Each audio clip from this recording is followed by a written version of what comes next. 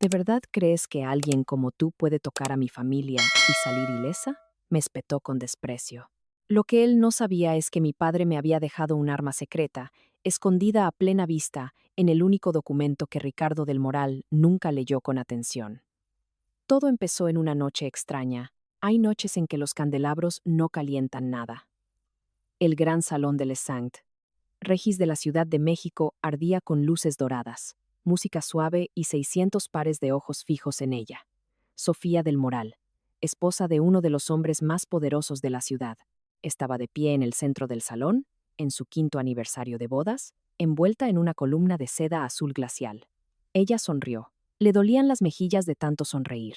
Alejandro del Moral levantó su copa, su voz deslizándose por el micrófono como un whisky añejo. 5 años, dijo. Por mi hermosa esposa. Los aplausos resonaron en la sala. Sofía chocó su copa contra la de él, sus miradas se encontraron, y vio una vez más lo que había sabido durante mucho tiempo, pero se negaba a admitir. Esto no era amor, era una actuación. 25 minutos más tarde, esos aplausos se convertirían en risas. No del tipo cálido, sino del tipo que cae sobre una mujer derribada en el suelo de un salón de mármol mientras 600 personas observan. Y lo que nadie en esa sala sabía, lo que ni siquiera la familia del Moral anticipó, era que el hombre con camisa de mecánico, que conducía una vieja camioneta hacia el hotel esa noche, había estado esperando este momento durante más de 5 años. Sofía Huerta creció en una pequeña casa en Coyoacán, donde el olor a aceite de motor del taller de su padre impregnaba cada rincón, donde la cena estaba en la mesa a las 6 en punto todas las tardes sin falta y donde los libros se apilaban más alto que el televisor. Su madre murió cuando ella tenía 10 años. Una enfermedad breve y despiadada. A partir de ese momento, los dos vivieron juntos en la vieja casa de 2 pisos con el porche de madera crujiente, aprendiendo a llenar el silencio con la presencia del otro. Miguel Huerta no era un hombre de muchas palabras.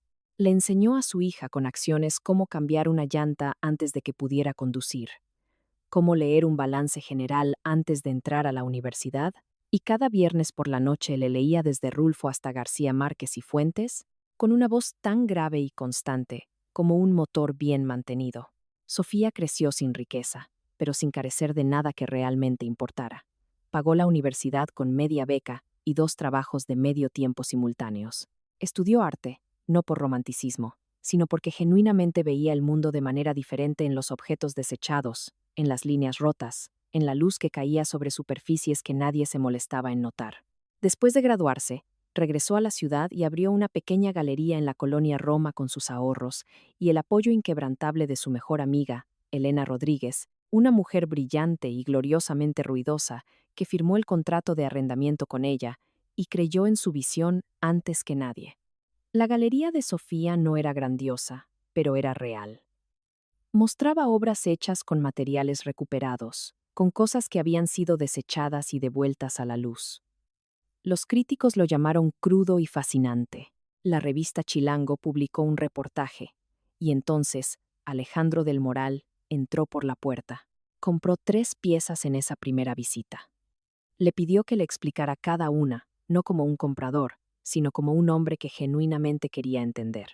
Era guapo de la manera en que la gente nace para ser fotografiada, con cálidos ojos color avellana y una sonrisa que sabía exactamente cuándo llegar. Hizo que Sofía se sintiera vista, verdaderamente vista, de una manera que solo había sentido con su padre. 6 meses después, en un velero en el lago de Valle de Bravo, se arrodilló. El diamante capturó la última luz de la tarde. Sofía dijo que sí. Fue la única decisión en este matrimonio de la que nunca se arrepentiría por completo, no porque fuera correcta, sino porque en ese momento había creído que era real. Y esa creencia, por equivocada que fuera, había sido enteramente suya. La boda se celebró en la Catedral Metropolitana, la recepción en el Club de Banqueros, y fue calibrada con precisión para lo que una familia como los del Moral esperaba. Ricardo del Moral, el padre de Alejandro, hizo un brindis pulido hasta el extremo, en el que se refirió a Sofía como alguien que aportaba una refrescante simplicidad a la familia. Simplicidad. Sofía escuchó la palabra y sonrió. Su padre, Miguel, en un esmoquín alquilado que le quedaba un poco incómodo en sus anchos hombros. La abrazó durante su baile y le susurró al oído. Cláusula séptima en el contrato prenupcial. No importa lo que digan sus abogados, eso se queda. Ella asintió para complacerlo. En ese momento, la cláusula parecía poco más que un exceso de cautela de un padre. No sabía que sería lo único que finalmente la salvaría. El primer año de matrimonio le ofreció a Sofía cosas que nunca había conocido, galas benéficas de lujo, veranos en la finca de los del Moral en Punta Mita y la sensación de pertenecer a un mundo deslumbrante. Alejandro estaba orgulloso de ella, orgulloso de su diferencia con las otras esposas de su círculo. Pero luego, de la misma manera que el agua desgasta la piedra, comenzaron a llegar los comentarios. Primero sobre su ropa. ¿No crees que es un poco bohemio para la gala de la ópera, querida? Luego sobre la galería. Contrata a un gerente, libérate para cosas más importantes. Luego sobre sus amigos. Elena es un poco escandalosa para el almuerzo del club, ¿no crees? Cada uno pequeño, cada uno deliberado, como clavos martillados en la misma tabla, uno tras otro, hasta que la madera comenzó a partirse. Y detrás de todo, siempre, estaba Ricardo del Moral. Ricardo del Moral era un hombre que había construido un imperio inmobiliario sobre una base de cosas que nunca declaraba abiertamente. Acuerdos secretos, llamadas telefónicas oportunas, dinero movido a los lugares exactos. Había mirado a Sofía desde el primer encuentro como un coleccionista mira un objeto extraño que de alguna manera ha llegado a su vitrina de porcelana. No con odio, pero nunca con aceptación. Durante 5 años, refinó ese desprecio hasta convertirlo en un arte. Sus comentarios sobre el padre de ella, su galería, sus orígenes, todo envuelto en una civilidad superficial, apenas suficiente para hacer imposible una objeción directa. Y Alejandro, el hombre que Sofía una vez creyó que estaría a su lado, se inclinó firmemente hacia su padre, no por crueldad, sino porque nunca había madurado lo suficiente como para elegir su propio carácter por encima de su herencia. Esa era la verdadera tristeza de este matrimonio, no la malicia, sino la cobardía. La noche del 5º aniversario comenzó como todos los eventos de los del Moral, escenificada con una perfección tan precisa que asfixiaba. 600 invitados, orquídeas blancas importadas, un cuarteto de cámara tocando suavemente en la esquina y champaña servida en corrientes constantes por meseros que se movían por la sala como sombras bien entrenadas. Sofía estaba junto a Alejandro, ejecutando los movimientos que había ensayado durante 5 años de matrimonio. La sonrisa en el ángulo correcto, el asentimiento en el momento adecuado, la respuesta perfectamente calibrada a cada cumplido hueco. Esta era su armadura, hecha a medida por años de existir en un mundo que nunca la había aceptado por completo. La llevaba con habilidad, pero debajo de esa armadura había una mujer que llevaba mucho tiempo agotada. No el agotamiento de la actividad, sino el agotamiento de encogerse perpetuamente para encajar en un molde que otro había creado para ella. Ricardo del Moral la encontró aproximadamente 20 minutos después de que comenzara la velada.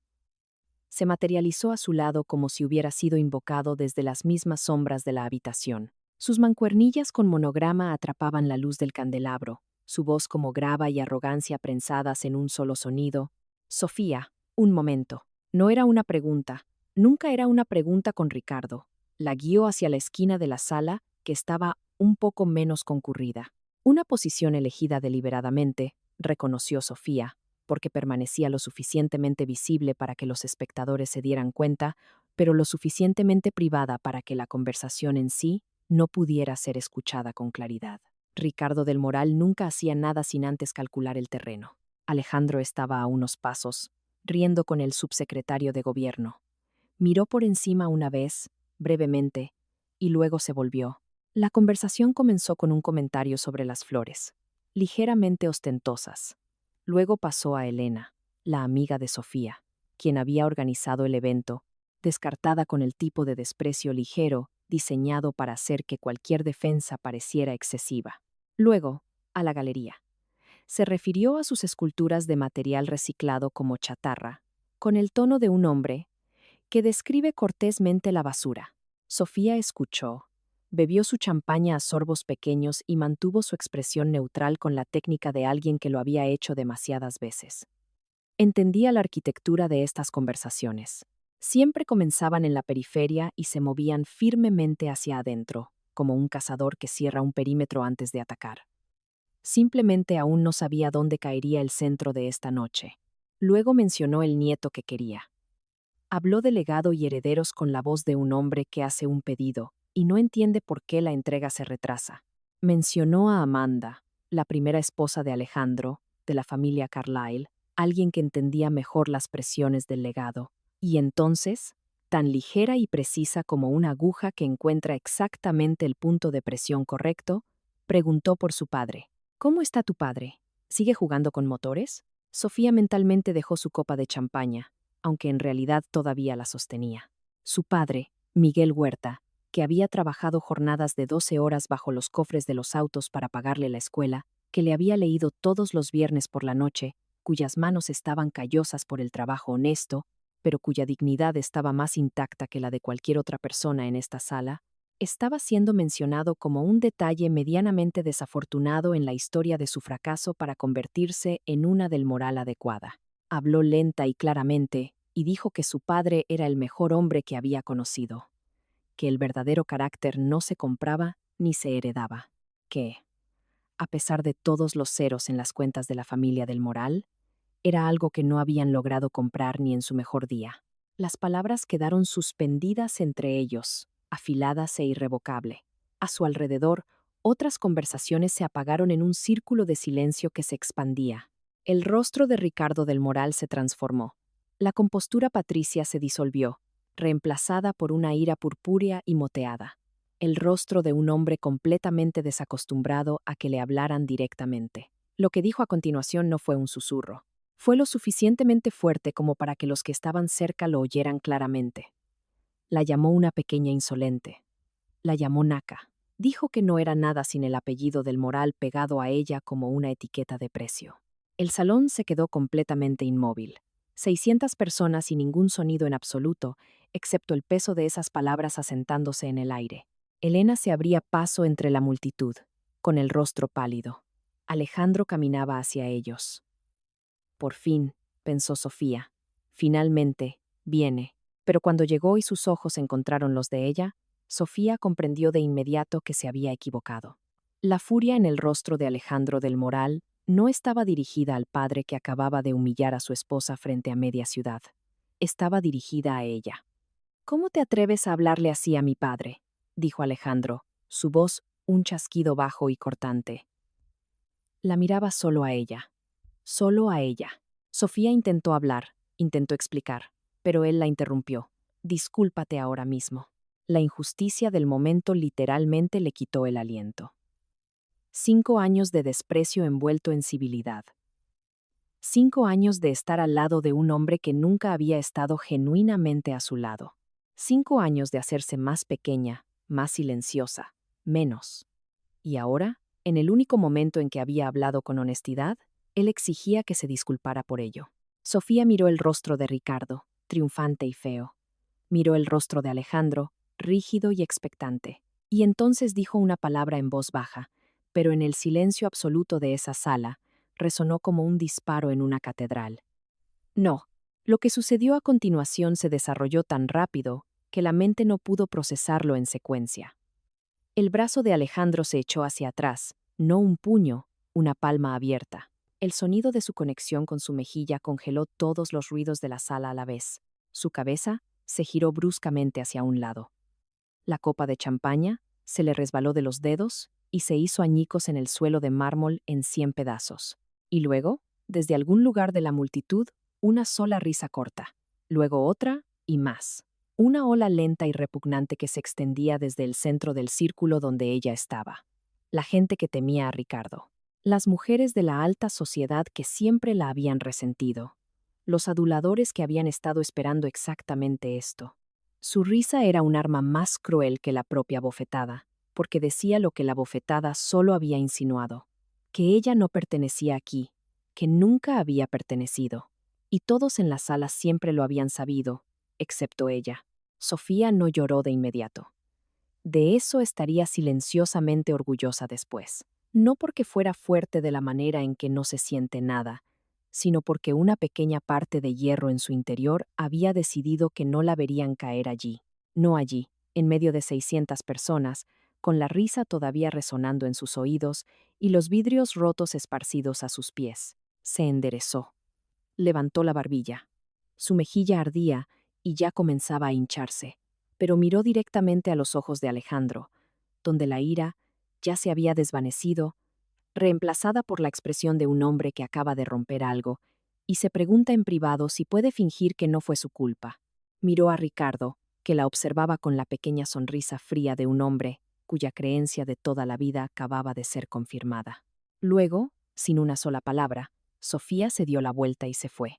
La multitud se apartó para ella, no por respeto, sino por la curiosidad de los espectadores. Se movió a través del salón, pasando junto al personal de servicio congelado, junto a los ojos que ya no miraba, y empujó las puertas de cristal hacia la terraza. El aire nocturno de la Ciudad de México la golpeó como un segundo golpe, frío, agudo y real. Abajo, la ciudad brillaba como lo hacen las ciudades cuando son completamente indiferentes a lo que acaba de suceder en los pisos superiores. Se aferró a la fría barandilla de piedra, su aliento llegando en oleadas que, sin esfuerzo, se habrían roto en sollozos. Sus manos temblaban mientras abría su pequeño bolso de mano. Sus dedos, entumecidos y torpes, encontraron su teléfono. La pantalla se veía borrosa a través de las lágrimas que aún no habían caído. No llamó a su abogado. No llamó a Elena. Solo había un número que necesitaba en este momento. El número que había memorizado a los 8 años. El número que significaba seguridad más que cualquier otra cosa en el mundo. Sonó 2 veces. Hola. Mi amor, su voz era cálida y firme. Una cuerda lanzada para devolverla a tierra firme. ¿Cómo va la fiesta? Suenas como si estuvieras afuera. Solo escuchar esa voz, completamente sin cambios mientras el mundo a su alrededor acababa de colapsar, rompió lo último que la mantenía entera. Un sollozo escapó, crudo e incontrolado. Papá. La calidez en su voz desapareció instantáneamente, reemplazada por algo que solo había escuchado de él un puñado de veces en su vida. Una calma baja, plana y peligrosa. La forma en que el agua se aquieta antes de que llegue una tormenta. Sofía. ¿Qué pasa? ¿Qué pasó? Dijo las palabras, fracturándose en desorden. La fiesta, Ricardo, Alejandro, la risa, la terraza.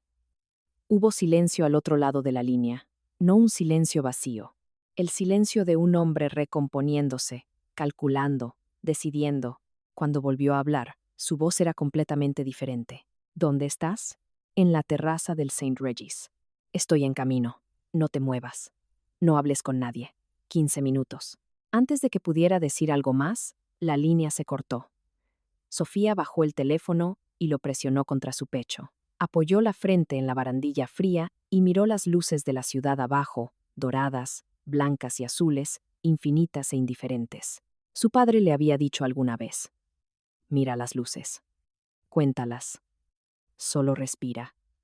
Así que contó. Elena la encontró en la terraza unos minutos después.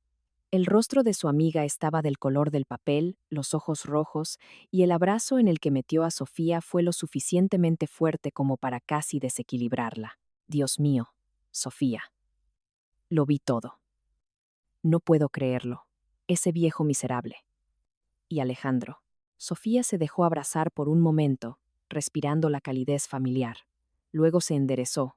Mi papá viene en camino. Necesito quedarme aquí. Elena la miró con atención, de la manera en que una amiga cercana mira y ve no solo lo que es visible, sino lo que se oculta debajo. ¿Quieres que vaya contigo? Les diré a todos y cada uno de ellos que se vayan al diablo en mi salida. No, dijo Sofía, y por primera vez esa noche, su voz llevaba una pequeña y dura pieza de acero. Quédate. Este es tu evento. No dejes que arruinen también tu negocio. Elena mantuvo su mirada por un segundo más. Luego asintió. Apretó sus manos una última vez y se deslizó de nuevo adentro. Sola de nuevo, Sofía contó las luces, hasta que el temblor dentro de ella se asentó en algo más frío, más quieto y más duro. Entonces lo vio.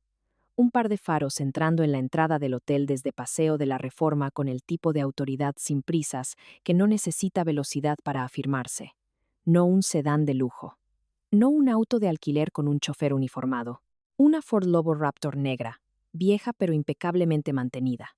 La puerta del conductor se abrió. Miguel Huerta salió.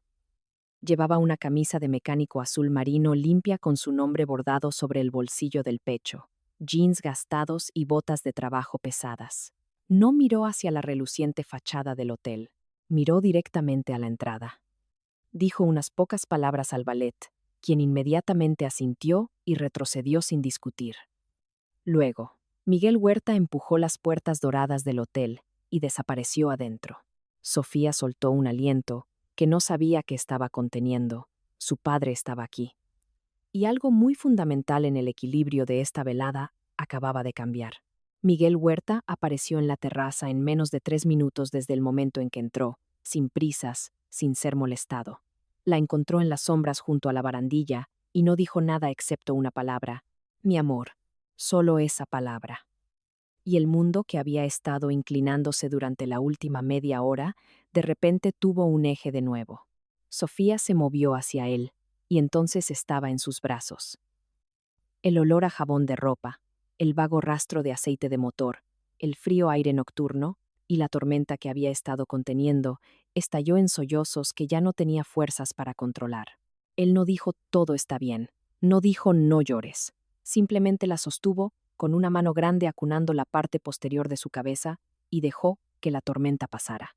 Cuando lo peor hubo pasado, colocó suavemente un dedo debajo de su barbilla e inclinó su rostro hacia la luz.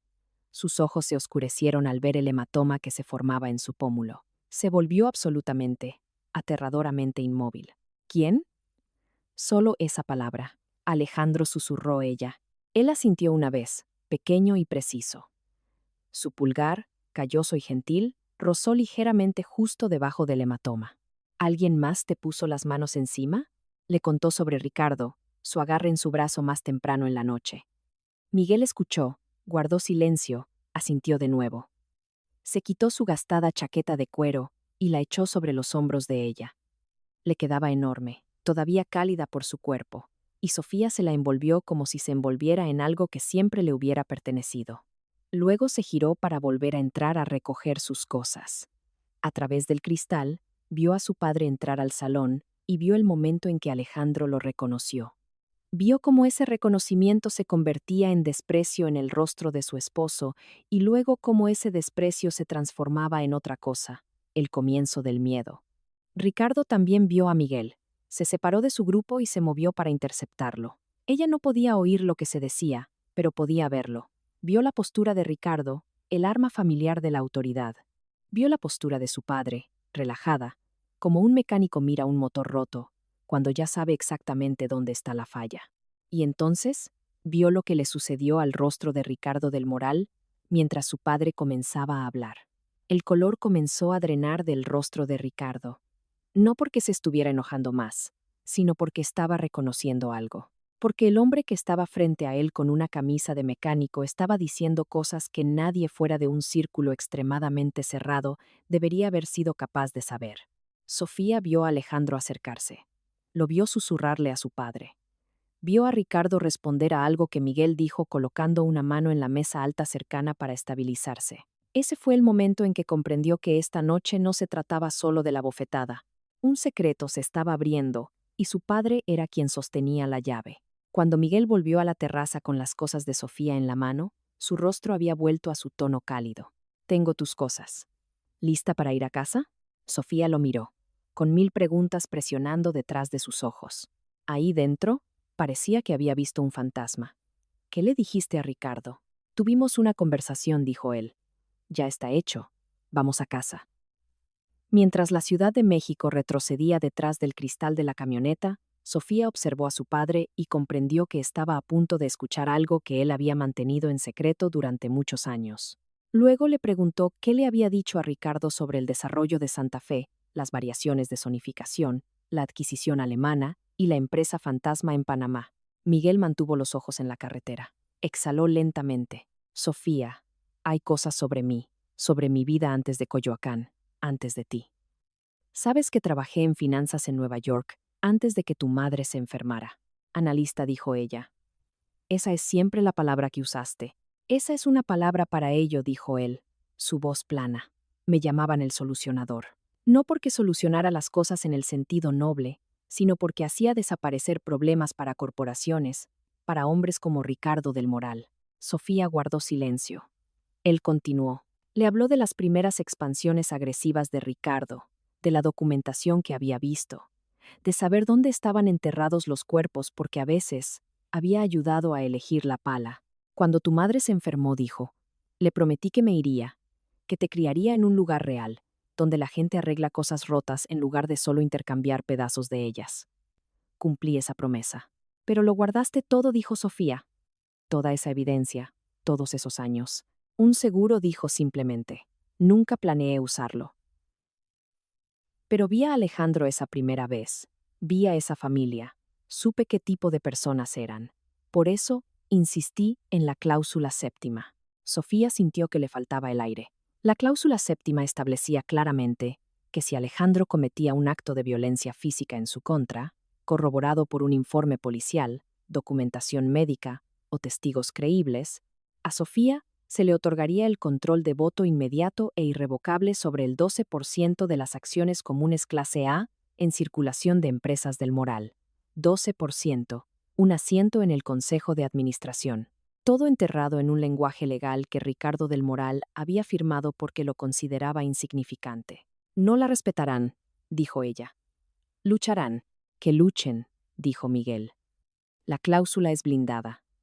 Y ahora, gracias a la actuación de Ricardo esta noche, tengo motivación para desenterrar todo ese viejo seguro. Los sobornos, las empresas fantasma. Para asegurarme de que estés a salvo, quemaré todo su imperio hasta los cimientos. No lo dijo como una amenaza. Lo dijo de la misma manera que un mecánico describe lo que sucederá si sigues conduciendo un auto con una fuga de aceite. Una verdad técnica, tranquila e inevitable. La mañana siguiente trajo la visita de David Rosen, el abogado de confianza de su padre, quien tomó la declaración detallada de Sofía. A mediodía, Alejandro apareció afuera de la casa en Coyoacán intentando manipular la situación, pero Miguel lo confrontó desde el umbral con una advertencia fría que lo hizo retirarse acobardado. Esa misma tarde, se concedió la orden de restricción contra Alejandro. Los medios de comunicación ya habían comenzado a difundir la noticia del escándalo y la filtración de irregularidades financieras que hundían las acciones de empresas del Moral en la bolsa. Epílogo. 3 meses después de aquella noche en el St. Regis, el imperio de Ricardo del Moral no se cayó con un gran estruendo, sino con el crujido lento y constante de una estructura cuyos cimientos siempre habían sido de arena. La cláusula séptima no era solo un pedazo de papel, era una llave maestra. En manos de David Rosen, los abogados de los del Moral descubrieron que no estaban luchando contra una mujer despechada, sino contra un muro legal impecablemente construido por un hombre que conocía cada grieta de la ley financiera. El 12% de las acciones comunes con derecho a voto no solo le dio a Sofía un asiento en el Consejo de Administración, sino que obligó a la Junta a auditar las decisiones recientes de Ricardo.